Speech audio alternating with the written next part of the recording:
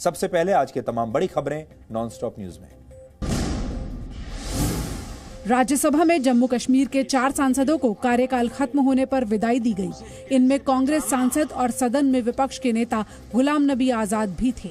गुलाम नबी आजाद को विदाई देते वक्त प्रधानमंत्री नरेंद्र मोदी भावुक हो गए। प्रधानमंत्री ने आजाद को सैल्यूट किया। जैसे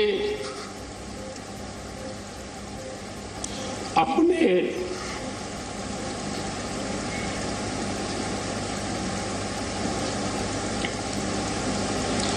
परिवार के सदस्य की चिंता करें,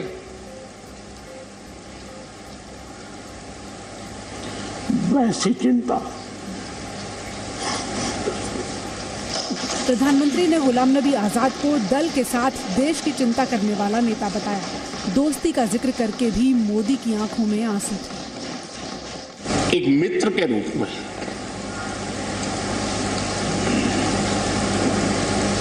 गुलाम नबी जी को घटना और अनुभव के आधार पर मैं आदर करता हूं।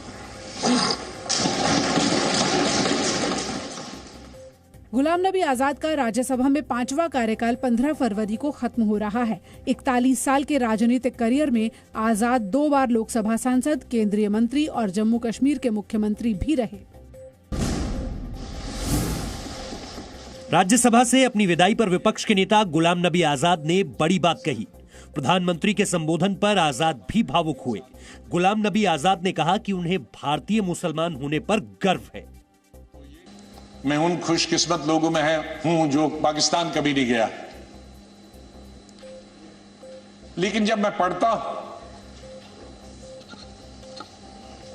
कि वहां किस तरह के हालात हैं पाकिस्तान के अंदर, तो मुझे गौरव महसूस होता है, मुझे फख्र महसूस होता है कि हम हिंदुस्तानी मुसलमान। कांग्रेस समेत कई विपक्षी दल देश में मुसलमानों को असुरक्षित बताते रहे हैं। गुलाम नबी आजाद ने कहा कि भारत में रहना खुशकिस्मती है। कुछ सालों पहले से देखे कि किस तरह से मुस्लिम देश खत्म हो जा रहे हैं एक दूसरे के अंदर और एक दूसरे से लड़ाई करते हुए। वहां हिंदू तो नहीं है, वहां कोई क्रिश्चियन तो नहीं है, वहां दूसरा तो नहीं है जो लड़ाई कर रहा है, आपस में लड़ाई कर रहे हैं। गुलाम नबी आजाद ने प्रधानमंत्री मोदी और कांग्रेस अध्यक्ष सोनिया गांधी दोनों का अपने जीवन में विशेष सम्मान बताया।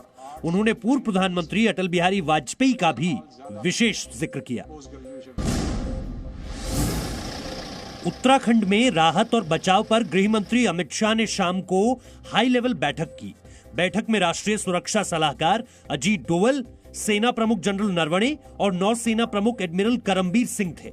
उत्तराखंड हादसे में अब तक 33 लोगों की मौत हो चुकी है और 197 लोग लापता हैं। राहत बचाव में आईटीबीपी, एनडीआरएफ और सेना की 8 टीमें जुटी हैं। जी न्यूज की टीम चमोली के रेडी गांव पहुंची, जहां सबसे पहले तबाही हुई थी। उसने मुझे खुद कॉल किया 10:13 पे। कब? रात को? हाँ, संडे नहीं, मॉर्निंग में, संडे मॉर्निंग में 10:13 पे कॉल किया, मुझे हालचाल पूछा। तो मैं घर पहुंचा 10:40 पे मैंने उसको कॉल किया दोबारा, तो तब से स्विच ऑफ आ रहा है।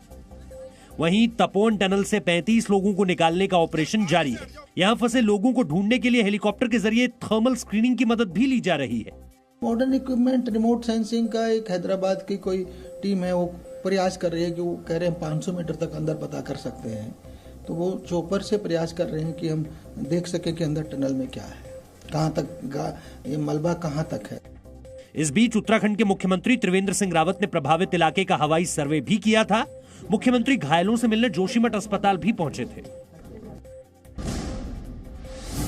उत्तराखंड आपदा पर केंद्रीय गृह मंत्री अमित शाह ने आज लोकसभा को जानकारी दी। इसमें उन्होंने राहत और बचाव के कार्यों के बारे में बताया। टनल में फंसे लोगों को सुरक्षित निकालने हेतु बचाव अभियान युद्ध स्तर पर अहरनिश जारी है। केंद्र सरकार द्वारा स्थिति की निगरानी उच्चतम स्तर पर की जा रही है। माननीय प्रधानमंत्री जी स्वयं स्थिति पर गहरी निगाह रखे हुए हैं। गृह मंत्री ने सदन को ये भी बताया कि हादसे वाली जगह पर अभी एनडीआरएफ की 5 टीम, आर्मी की 8 टीम, 1 मेडिकल टीम, 2 एम्बुलेंस की टीम, नेवी की गोताखोर टीम, एयरफोर्स के 5 हेलीकॉप्टर राहत और बचाव के काम में लगे हैं।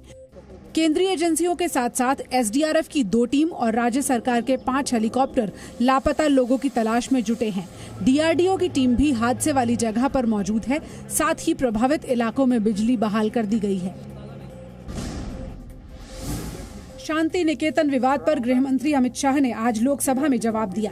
गृह मंत्री ने बताया कि शांति निकेतन में रविंद्रनाथ टैगोर की कुर्सी पर वो नहीं बल्कि जवाहरलाल नेहरू और राजीव गांधी बैठे थे। मेरे पास 2 फोटोग्राफ निकले हैं।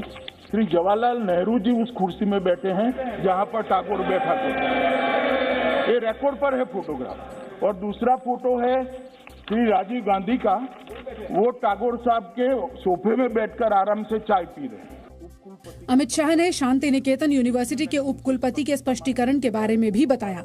इसमें कहा गया कि गुरुदेव की कुर्सी पर देश के पहले प्रधानमंत्री जवाहरलाल नेहरू, पूर्व प्रधानमंत्री राजीव गांधी, पूर्व राष्ट्रपति प्रतिभा पाटिल और प्रणब मुखर्जी बैठे थे। गृह मंत्री ने कांग्रेस के अधीर रंजन चौधरी को तथ्य जानकर ही आरोप लगाने की नसीहत दी।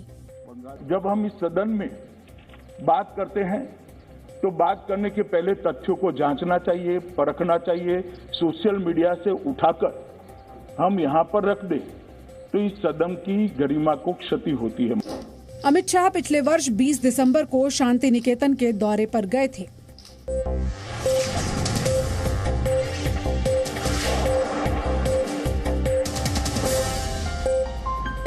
Presenting B News app, available on Google Play and App Store. Download it now.